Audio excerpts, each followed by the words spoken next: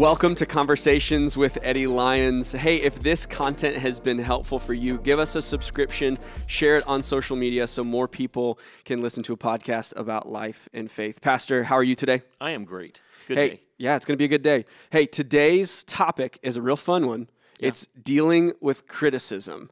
If you are a person that's alive, you've probably both been a critic and been criticized. How do you deal with criticism? You know, absolutely. You have got to learn how to manage criticism because it's coming. 100% of the people in the world are going to be criticized. You can't just dodge it? No way. You're going to have to learn how to manage it. All right. So, I think the key to dealing with criticism is, number one, humility, and number two, grace. Okay. Humility, because here's the truth. There's plenty you should criticize me about. Honestly. Nobody's perfect. I'm certainly not perfect. I make mistakes.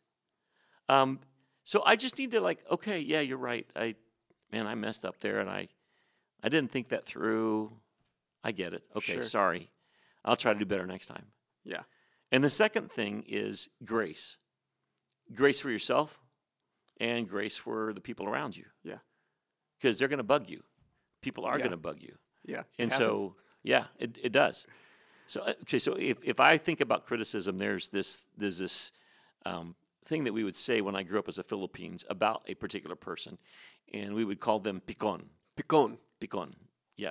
So someone who's picon is someone that is easy to pick on. You know what? If you are a person that has a standing offense, man, you are a prime target for everybody to pick on you, and it's going to get worse. Yeah. And so they're mad all the time, looking for a fight. Anything anyone says, they take offense to.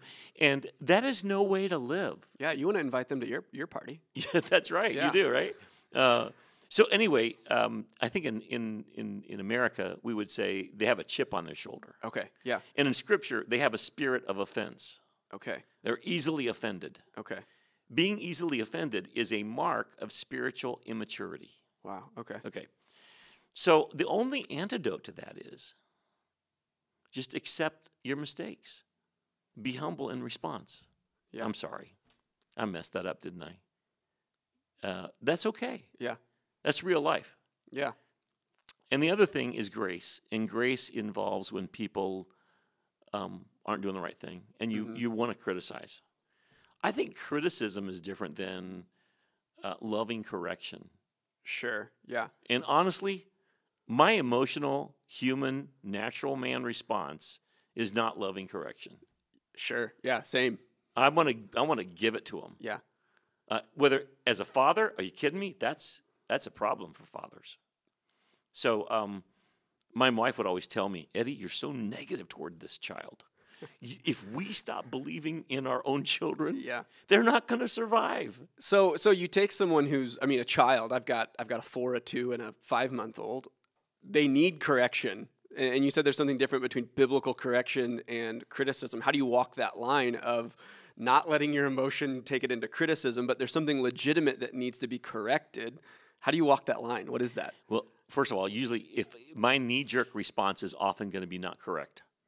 That's crazy. Mine is too. My emotional response, that's not a zone of righteousness usually. Sure, yeah. Okay.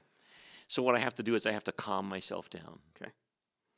I have to separate from the moment. And then I have to kind of figure out how am I going to deal with this. Yeah.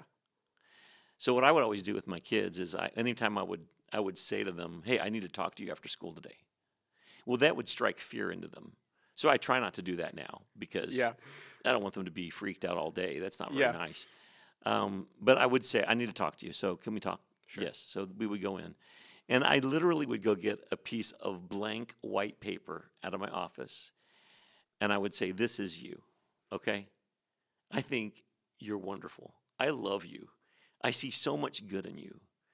But I do need to talk to you today about a dot on this page. And I would put a dot on the page. But look at that is one small dot we're going to talk about in the big context of the great person you are. Yeah. And then that would help calm me down. Sure, yeah, because you're forced to almost change your perspective as the person who's bringing some correction away from, man, this dot defines them. Yes. This dot is everything about them. And on the correctee's side, it's so easy to have tunnel vision and believe, well, I feel bad in this moment. I feel heavy and corrected. Yes. And to know that this person, hey, I believe this thing about you. I hope the best for you. It kind of disarms some of that criticism that you can feel even as the person receiving correction. Yes. Wow. And when you're receiving criticism, it's all encompassing. Yeah. It sucks the life out of you. It sucks your sense of well-being. Yeah. They're talking about one dot on a page most of the time, Sure. right? And we allow that to dominate our life. Yeah. So the only response from being criticized that works is to evaluate the criticism. And if there is some truth in it, accept it. Yeah. And if there's no truth in it, forgive them. Yeah. That's the only way. Yeah. And I mean, you mentioned this before.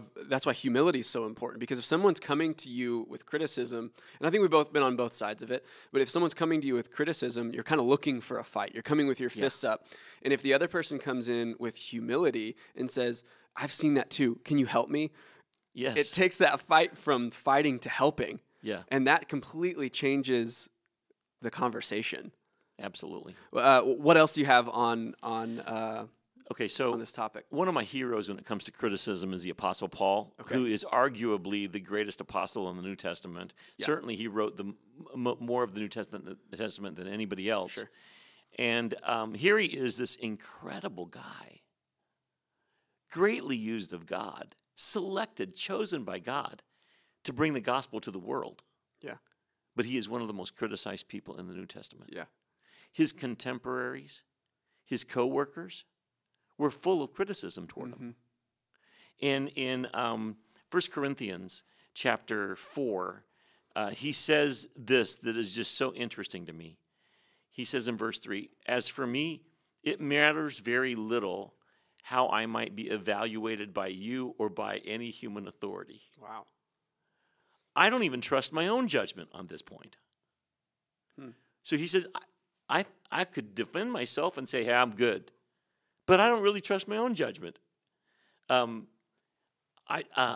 conscience is clear, but that doesn't prove I'm right. Listen to the humility in that. Yeah. It is the Lord himself who will examine me and decide. Yeah. So all of these people were criticizing Paul. They were diminishing him. They were devaluing his ministry. They were sowing discord and doubt among the people he was trying to serve. And his response is that. That's incredible. Yeah. What a high bar he set for us when it came to dealing with criticism. Yeah. Everybody will be criticized, especially leaders. Absolutely. And one of the reasons why we get criticized is because we don't do everything right, okay? Another reason is because the people who are criticizing don't know the whole story. Yeah. And because we want to love and protect the people that we're around, we can't tell them. Yeah. You can't defend every point. You can't defend every decision to every person. Right. That might not have the perspective of why you made the decision or all the things that went into it. Because that would be uncharitable. Sure. Let me prove to you why I did that, because this guy did this and it was so terrible, terrible, terrible. No. Yeah. We can't do that. Yeah.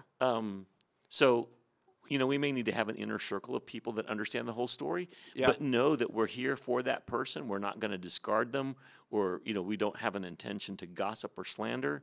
But the general public can't hear all that stuff. Sure.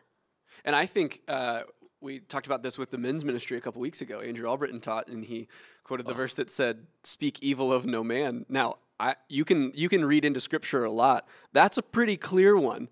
And I think that's where criticism rears its head pretty often in my life, where it's easy to criticize. It's easy to be a critic. It's easy to be an armchair quarterback, the guy that on Monday morning you say, hey, this is what he should have done better. If I was in the driver's seat, this is what I would have done. But that is one of those things that I've heard Andrew say that before then, and it's so convicting. So convicting. To start saying something, and I've watched it in Andrew's life, of him starting to say something and go, I can't say that. What do you mean? Yeah, I shouldn't speak evil of any man. That's so convicting to me. But what would happen if all of us lived that way? How many conversations do you come across where people are criticizing somebody? Hey, listen, I'm not guiltless. Same. My yeah. hand's up. When Andrew gave that lesson, I was with you. Yeah. Oh, boy, he pounded me into the ground in a most gentle, biblical, Yeah. charitable way. He was Yeah. incredible. He didn't step on my toes. I think he buckled my knees. Yeah, it was, that's it was good. bad. Yeah. But you know what? It helped me to reevaluate. Yeah. And I'm trying to always be good at that.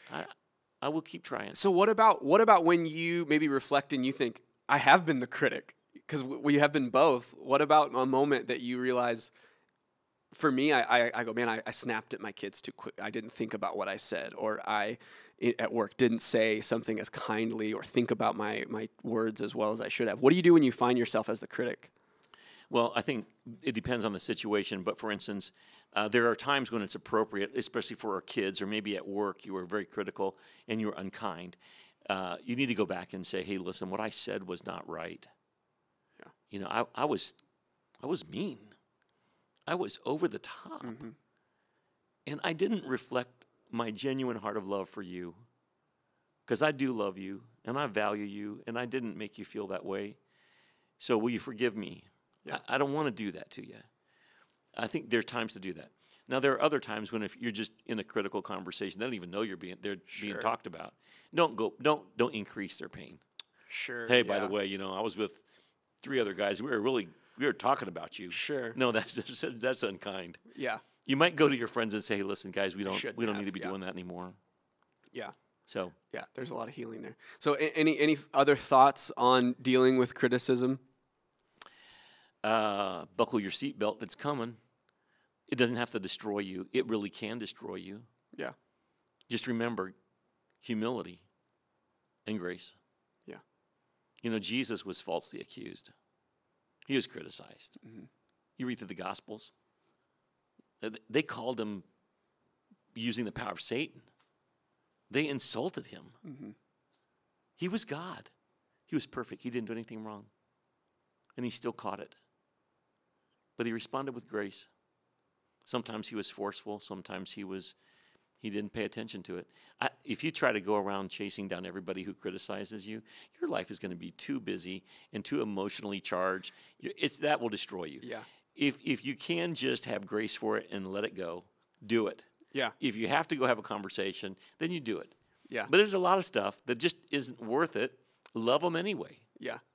So That's what I love about, the gospel in Jesus is that I think he gives us what we can handle for today. Yeah. If he doesn't unload the depth of our sin in one moment, he helps us deal with it a dot on a page at a time. That is so good, Jared.